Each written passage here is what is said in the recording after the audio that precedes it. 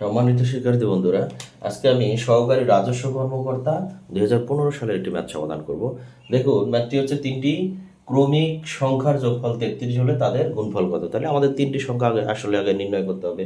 তাহলে সংখ্যা তিনটি কি? তো আমরা তখন সংখ্যা তিনটি নির্ণয় করি। দেখুন, তাহলে সংখ্যা তিনটি টোটাল সংখ্যা কত, নাম যোগফল কত? 33। 33কে টোটাল সংখ্যা কত? 3 দিয়ে আমরা ভাগ দিব। ভাগ দিলে কি পাবো? মধ্যম সংখ্যা। তাহলে মধ্যম সংখ্যা হচ্ছে আপনার কত? 11। তাহলে প্রথম সংখ্যা কত? 10। মধ্যম সংখ্যা 11। তাহলে তারপরের সংখ্যা কত? 12। আপনি যোগ করে দেন কত হয়? দেখুন, 10, 11, 12 হচ্ছে আপনার 33। তাহলে এই যে তিনটি সংখ্যা বলতেছে তাদের যোগফল 33, তিনটি ক্রমিক সংখ্যা আমরা পেয়ে গেছি। এবং চাচ্ছে হচ্ছে আপনার তাদের গুণফল কত। তাহলে গুণফল কি? এগুলো আমরা গুণ করে দেই 12 আর হচ্ছে 12 গুণ করি। তাহলে হচ্ছে আপনার এটা 2, 3, 1। সেটার সাথে 10 গুণ করে দিলে হবে এখানে একটা শূন্য, অর্থাৎ 1320। দেখুন তো 1320 কোথায়? এই যে 1320। ধন্যবাদ।